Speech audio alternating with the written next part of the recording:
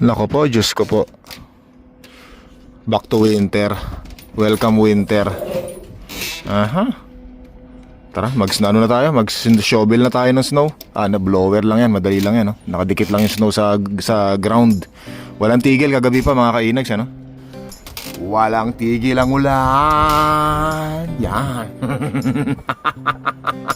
Nakita nyo na naman yung mukha ni Inags. Ang nakakabuisit, anong kariko? Umagang-umaga, pambihira bunganga na naman ni Inags. Nakita nyo mga kainags, ano? Winter, Spring, Summer, or Fall. Tuloy ang buhay sa Canada. Parang lang Inags, ano? Dali. Dito muna tayo sa backyard. Nako po. Ayan na, oh. Grabe. Winter, no? Parang pero madali lang tanggalin yung snow kasi nakikita ko nakadikit lang siya, nakapatong lang siya yan, kung napapansin nyo, no? Madali lang yan, wag lang masyadong matapakan para hindi dumikit yung snow sa ground. Ito nga pala, gagamitin natin Ryobi, yan, malaking tulong to, pang matagalan, 6AH, yan. Kunin natin yung ating blower mga kainags para matapos na to. Mabuti na lang kung natatandaan nyo kahapon, yung vlog natin kahapon ay nakapag-shovel tayo, ay nag-blower tayo ng snow, kaya hindi na siya mataas, hindi mataas yung snow na i-blower natin ngayon kasi nabawasan natin kagabi. Kaya madali lang yan, no? Tingnan nyo, walang tigil, no? Grabe. Kasi kung hindi natin nabawasan yung snow kagabi, malamang ang gagamitin natin itong snow thrower natin, ano? Naalala nyo, nagpaalam na ako dito. Sabi ko, goodbye snow thrower, welcome sa ating grass cutter. Kasi nga, kala ko hindi na mag-i-snow. Bigla nagkaroon ng forecast ng snow, no? Eto. Pero hindi natin gagamitin to. Ito gagamitin natin pang malakasan. Yan.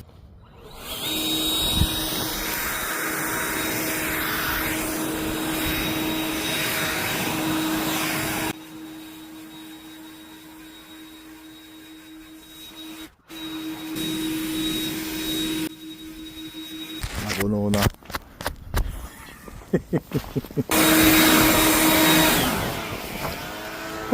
Parang gustong gamitan ng pala rito. Skandaloso yung mga snow dito. Palahin na lang muna natin. Asan ba yung pala ko? Ito pala yung pala natin, nandito.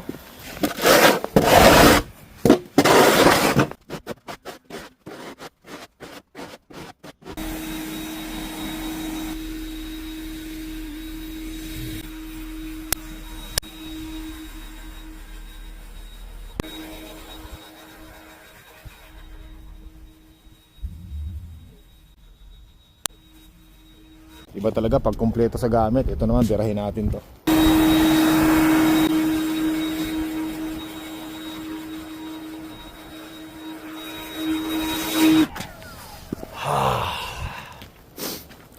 Ayun, tapos linis.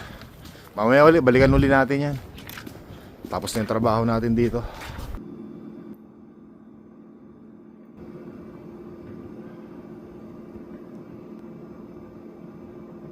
Coffee muna tayo. Tamang-tama. May mainit na kape. Sarap! Tumigil lang konti yung snow mga kainags, ano? Buti naman. Makapagpahinga tayo. Gagamitin muna natin yung sasakyan ni Mahal Arena. Kasi natatakot akong gamitin ko yung truck ko, eh. Di ba nung nakaraan, doon sa mga hindi po nakapanood, umikot po yung truck ko, gamit ko yun nung nag-snow. Medyo nagkakapobya tayo ngayon. Hindi katulad nung sasakyan ni Mahal Arena. Kasi naka-winter tire siya, eh. Tsaka naka 4-wheel drive na rin to, automatic. Tsaka ito na lang muna yung gamitin natin. Hiniram ko lang muna kay Mahal Arena ito. Tinatanggalan natin ng snow. Grabe mga kainags, ano? Parang kailan lang nung nakaraan, wala nang snow dito, no? Tapos ngayon, eto. Isang iglap lang, isang pitik lang, Back to winter. Ayan, no? Nako. Ganon talaga, no? Buti naman tumigil na yung snow ngayon kahit konti. Pero mamaya daw ng konti, babagsak uli ang snow. Amira. Wala, ganun na lang magagawa natin, no? Ramdam mo talaga yung yung kapit ng gulong ng winter tire mga kainags, tsaka yung yung modern ng sasakyan, yung model ng sasakyan talagang Iba eh, ramdam mo yung kapit, yung safe, no? Pag sa tumatapak yung gulong sa snow. Dito na tayo sa bangko natin. Meron tayong appointment dito. Mag-o-open tayo ng RRSP account.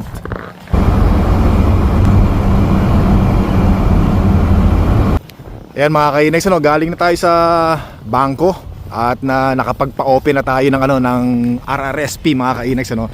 Tapos ako na rin yung namili kung anong petsa na kakaltasan nila ako tuwing magkakaltas sila ng RRSP natin, contribution. So dalawa na yung RRSP ko ngayon.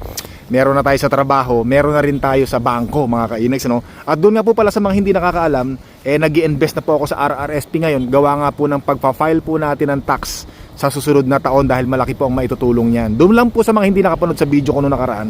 Kaya ito po ay magandang opportunity. Yan.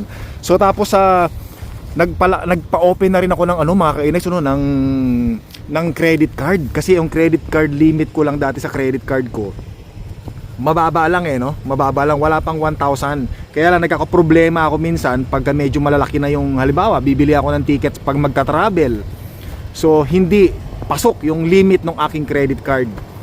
Kaya kasi ang gusto ko isang statement o bank statement na lang, yung resibo lahat ng gagamitin ko sa lahat ng mga pagiging employed business natin mga kainis. Tama ba? Business employment or self-employed pala. Yan. Ang bihira. So ganon, para pagka dumating yung mga transaction natin, hindi na ako maghahanap sa ganitong bangko, hindi na ako maghahanap sa ganitong bangko. So kasi more than one bank yung meron tayo ngayon, So gusto ko kasi pagka nag-transaction ako sa lahat ng mga gagamitin ko, magta-travel, kakain ng pagkain, bibili tayo ng pagkain, bibili tayo ng mga gulong ng sasakyan, bibili tayo ng mga GoPro. Gusto ko isang bank statement na lang para nandoon na lahat ng mga transaction na nagastos natin. Yan, na pwede nating i-claim sa income tax return. Yan. So, yun ginawa ko. So, ang maganda pa nito mga kainis, na-discover ko, ang pinakamataas daw na points para maaprubahan yung iyong credit card limit ay nasa 900 points daw mga kainags, at eksakto naman. Tuwan-tuwa yung nakausap natin sa bangko, sabi niya, oh my god, you are very very qualified because your grade is 900. Wow, tuwan-tuwa siya mga kainags. So syempre hindi na siya nahirapan sa mga transaksyong gagawin niya, nandoon na kaagad. So yun yung hindi ko sinasabi to mga kainags, para magyabang. Sinasabi ko po ito para maging inspirasyon sa iba at magkaroon po ng ideas yung iba nating mga kababayan, yung mga viewers, subscribers natin na madalas nanonood sa atin. Yan, so hindi ko po sinasabi na kumuha na naman ako ng RRSP kasi para ipagyabang. Hindi po, sinasabi ko po yun para magkaroon po kayo ng idea kung ano bang kahalagahan ng RRSP natin dito sa Canada. At syempre, yung sinasabi ko rin, nag-open ako ng account sa credit card, mataas yung puntos ko. Gusto ko rin pong i-encourage kayo, gusto ko rin pong maging inspirasyon sa inyo. Kasi po wala po tayong sinasabi ko nga sa inyo, good payer po tayo pag nangutang tayo sa credit card natin, binabayaran kaagad natin.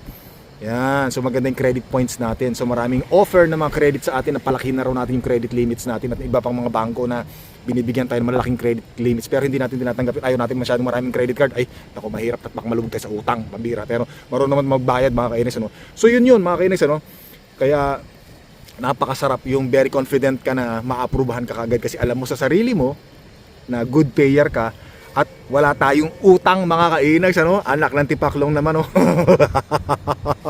Ang utang lang natin ay ang mortgage. Naku, ba't ko na naman sinabi to?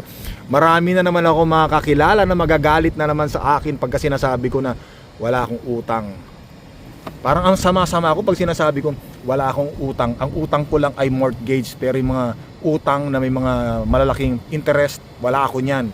So meron akong utang, yung regular basis na ginagamit ko araw-araw, credit card po ang ginagamit ko, Alam niyo naman dito sa Canada, credit card, bihira ang cash. So yun, syempre pag nangutang ako sa credit card, pagdating na sweldo ko sa trabaho, bayad ka agad. Utang, bayad, yung cycle. Kasi ayoko maglagay ng cash sa pera ko at saka mga barya-barya, mabigat. Hindi katulad doon sa Pilipinas tayo, hindi naman masyadong usong credit card doon, kaya may mga barya tayo, may mga bills tayo. So yun, nako doon sa mga kakilala ko, wag kayo magagalit sa akin. Ang bihira naman. Pag sinasabi kong wala tayong utang, masaya tayo sa buhay, nako nagagalit po sila. So wala, ganun talaga, Nasa atin ang diskarte na tayo ang gumagawa ng gusto nating maging buhay. Basta lagi natin pipiliin maging masaya lang tayo, maikli lang buhay. So nandito nga pala ako sa Mr. Safety Shoes mga kainis. Ano, naalala nyo ba? Kasi tumawag na sila, sabi nila meron na raw size 12 para sa ating in-order na sapatos. Tara, punta na tayo dito. Dami ko sinabi, no? Kaya tumawag na sila nung nakaraan, tamang-tama, ngayon tayo pupunta. Hindi nga dapat ako pupunta rito, gawa nga ng malakas ang snow. Sabi ko medyo malayo pa to sa bahay namin. Mabuti naman, huminto na ng konti si Haring Araw. At yung mga snow naman kung napapansin nyo mga kainis, natutunaw-tunaw naman dahil hindi ganun masyadong malamig. Pasok lang tayo rito. Mr. Safety Shoes, yan, bagong safety shoes, sagot ng ating sponsor, ang ating kumpanya. Sapatos pang trabaho. Every year yan, mga kainis, sagot nila yan. Teka lang. Yep. Alright. That's my name? Yep. Alright. Perfect. Yeah. Okay. And have we tried them out? Do you want to give them a quick try on right now? Sure. Thank you. Awesome. I'll let you try those bad boys on. Okay. I'll stick around to my other gentleman. Alright, yan. Size 12 nito sigurado. Mag-aang kasi ito kaya gustong gusto ko to eh. Ganito rin yung sapatos natin ngayon, bago pa rin. Nakuha ko lang last October 2025. So ngayon, panibagong taon. Ngayong ngayong March 2026, year 2026, ito na naman yung bago nating supply from the company. Wala tayong babayaran dito ngayon. 5 duling, isa-charge natin sa company natin. So ito na mga kainis, nakuha na natin ang ating sapatos. Walang tigil lang snow, bumabagsak uli. Saan ba tayo nagpark? Doon nga pala tayo sa dulo nagpark mga kainags. Tara na. Biglang dumami sasakyan dito So yun, titingnan ko mamaya sa Google kung pwedeng i-claim itong ating sapatos mga kainags.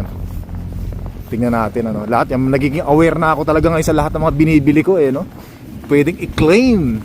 Daig ng marunong ang may alam. Ay. Daig ng may alam ang walang alam. Dira.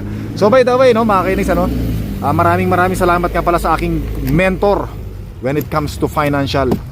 Ang aking financial coach na si Chinkitan. Yan. Nanonood ako lagi ng kanya mga vlogs mga kainis, how to save money wisely. Alam niyo yun? Ang dami kong natututunan. Sa kanya. Grabe. Sabi niya, pagka ganito ka na, ibig sabihin niya nasa tamang daan ka. Marunong ka humawak ng pera mo. Kuripot ka pero marunong ka. Diba? So galing. So yun. Maraming salamat kay Chinkitan, ang aking coach when it comes to financial. Yun. Doon sa mga mga kakilala ko na naiinis sa akin, ako panurin niyo si Chinkitan. Ako marami kayong matututunan.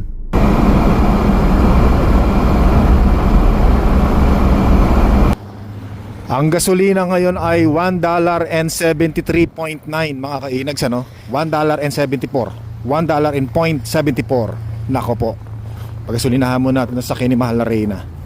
Ayan, papakita ko sa inyo, Ayan, gasolina natin ngayon, Nako po, nako. Napakamahal. Nagpagasolina ako ng $56, ang pumasok 32 liters mga kainags, Halos kalahati, Wala, ganun talaga Lahat ng buong mundo, buong bansa. Ganyan, mataas ang gasolina. Gutom ako. Kain muna tayo dito sa Subway mga kainags, Yan, dito Subway.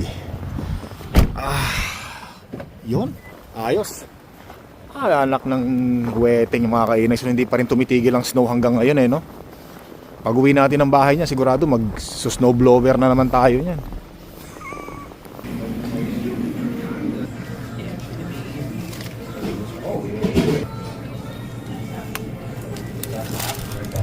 Walang tigil ang snow hanggang mamaya.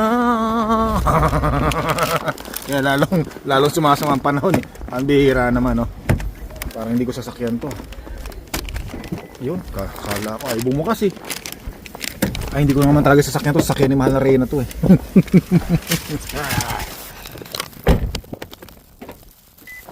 Ay, salamat. Dito na tayo sa bahay mga kainags. At kung napapansin nyo, medyo kumapal uli ang snow. Bali, meron naman tayong snow blower Walang problema dyan mga kainags Yeah. Lamig. Hello? Hello, baby girl. Hello? Hello, Zion. Ito ma, pasalubong ko sa'yo. Hello, baby girl. Naku, hindi pagkain niya. Sapatos siya, no? Mamahaling sapatos. Yan. Yabang.